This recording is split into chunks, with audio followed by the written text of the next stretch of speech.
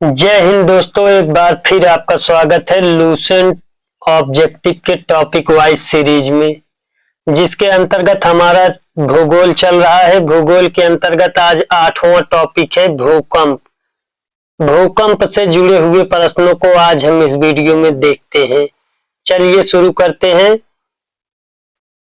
पहला प्रश्न दिया गया है, प्रत्यास्थ पुनश्चलन सिद्धांत निम्नलिखित में से किसकी उत्पत्ति की व्याख्या करता है? तो प्रत्यास्थ पुनश्चलन सिद्धांत भूकंप की उत्पत्ति का व्याख्या करता है। ऑप्शन सी हमारा सही उत्तर होगा।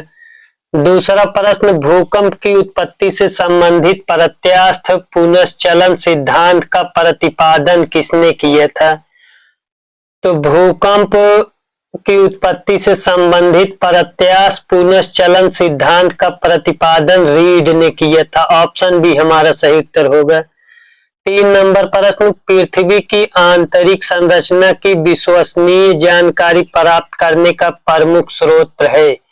तो भूकंप विज्ञान। ऑप्शन ए हमारा सही उत्तर होगा। पृथ्वी की आंतरिक की विश्वसनीय जानकारी प्राप्त करने का सबसे प्रमुख स्रोत भूकंप विज्ञान है। 4 नंबर प्रश्न, भूगर्भ में जिस स्थान पर भूकंपीय तरंगों की उत्पत्ति होती है उस स्थान को क्या कहा जाता है? तो भूकंप केंद्र कहा जाता है। ऑप्शन सी हमारा सही उत्तर होगा। भूकंप मूल वह स्थान होता है, भूकंप मूल वह स्थान होता है जहां से भूकंप की उत्पत्ति होती है। ऑप्शन बी हमारा सही उत्तर होगा। भूकंप का मूल या फोकस वह उस स्थान पर होता है जहां से भूकंप की उत्पत्ति होती है। 6 नंबर प्रश्न, अधिकेंद्र भूकंप का एक बिंदु है जो संबंधित है। अधिकेंद्र भूकंप का एक बिंदु है जो भूकंप उद्गम केंद्र के ऊपर भूपृष्ठीय बिंदु से संबंधित है। 7वां प्रश्न, पृथ्वी के सतह पर भूकंप से केंद्र के ठीक ऊपर के बिंदु को क्या कहते हैं? उत्तर सी हो जाएगा उत्केंद्र। पृथ्वी के सतह पर भूकंप के केंद्र से के ठीक ऊपर के बिंदु को क्या कहते हैं? उत्केंद्र। 8 नंबर प्रश्न, भूकंप में धरातलीय तरंगे होती हैं। भूकंप में धरातलीय तरंगे यल तरंगे होती हैं। ऑप्शन बी हमारा सही उत्तर हो जाएगा। 9वां प्रश्न, निम्नलिखित में से कौन सी भूकंपीय तरंगे सर्वाधिक क्षति पहुंचाती हैं? तो दीर्घ पृष्ठीय तरंगे सबसे अधिक क्षति पहुंचाती हैं। ऑप्शन सी हमारा सही उत्तर होगा। निम्नलिखित में से कौन सा कथन सही नहीं है? इनमें से कौन सा कथन सही नहीं है हमें देखना है। ये दिया गया है, भूकंप के कारण समान बर्बादी वाले स्थानों को मिलाने वाली रेखा को समभूकंप रेखा कहते हैं। ये सही है। दूसरा, समभूकंप रेखा का आकार नियमित होता है। ये गलत है, समभूकंप रेखा का आकार नियमित नहीं होता। सी दिया गया है, उन स्थानों को मिलाने वाली रेखा जहां भूकंप एक साथ आते हैं सह भूकंप रेखा कहलाती है। सही है। चौथा, भूकंपीय तरंगों को अंकित करने वाला यंत्र सिस्मोग्राफ कहलाता है। ये भी सही है। ऑप्शन बी इसमें सही उत्तर हो जाएगा कि कौन सा कथन सही नहीं है पूछा गया है, तो बी सही नहीं है। 11 नंबर प्रश्न, 11 नंबर प्रश्न को देखते हैं। निम्नलिखित में से कौन सा कथन सही नहीं है?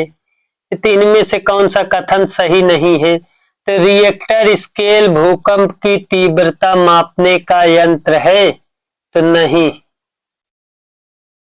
रिएक्टर स्केल एक लोगारिथमिक स्केल होता है। ये भी गलत दिया गया है। यह स्केल भूकंप की ऊर्जा को मापता है। ये भी गलत दिया गया है। इनमें से कोई नहीं। ऑप्शन डी हमारा सही उत्तर हो जाएगा। 12 नंबर प्रश्न, अंतरसागरीय भूकंपों द्वारा उत्पन्न समुद्री लहरों को क्या कहते हैं? अंतरसागरीय भूकंपों द्वारा उत्पन्न समुद्री लहरों को सुनामी कहते हैं। ऑप्शन बी हमारा सही उत्तर हो जाएगा। 13 नंबर प्रश्न, सुनामी का मुख्य कारण निम्नलिखित में से कौन है? तो सुनामी का मुख्य कारण बी ऑप्शन हो जाएगा, भूकंप है। 14 नंबर प्रश्न, विश्व के सर्वाधिक 63% के लगभग भूकंप निम्नलिखित में से किस पेटी में आते हैं? तो उत्तर हो जाएगा परिप्रशांत महासागरीय पेटी में। ऑप्शन ए हमारा इसमें सही उत्तर होगा। 15 नंबर प्रश्न, भूकंपों का प्रभाव महाद्वीपीय भागों के अतिरिक्त महासागरीय भागों पर भी पड़ता है और इससे महासागरों में भयंकर लहरें उत्पन्न होती हैं। इन लहरों को किस नाम से जाना जाता है? तो इन लहरों को सुनामी के नाम से जाना जाता है। ऑप्शन डी हमारा सही उत्तर होगा। सुनामी किस भाषा का शब्द है? तो सुनामी किस भाषा का शब्द है? तो सुनामी जापानी भाषा का शब्द है। ऑप्शन सी हमारा सही उत्तर होगा। 17 नंबर प्रश्न, किस देश में भूकंप से उत्पन्न विनाशकारी समुद्री तरंगों को सुनामी कहते हैं? किस देश में कहते हैं? तो जापान में। ऑप्शन बी हमारा सही उत्तर होगा। 18 नंबर प्रश्न, तरल पदार्थों से होकर ना गुजर सकने वाली भूकंपीय लहर कौन सी है? तो ऑप्शन सी हो जाएगा यस। 19 नंबर प्रश्न, रिएक्टर स्केल का प्रयोग किसके मापन के लिए किया जाता है? उत्तर सी हो जाएगा, भूकंप की तीव्रता। रिएक्टर स्केल का प्रयोग भूकंप की तीव्रता को मापने के लिए किया जाता है। सिस्मोग्राफ किसे मापने के लिए काम में लाया जाता है? सिस्मोग्राफ भूकंपीय तरंग को मापने के लिए काम में लाया जाता है। ऑप्शन सी हमारा सही उत्तर होगा। 21 नंबर प्रश्न, सिस्मोग्राफी किसका विज्ञान है?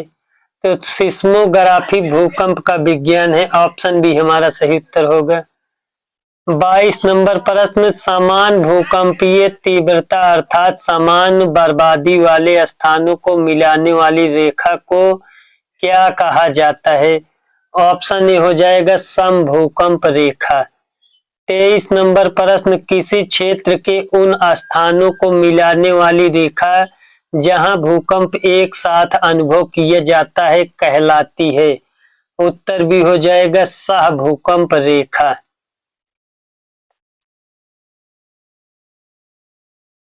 24 नंबर प्रश्न, समभूकंप रेखा का आकार प्रायः होता है।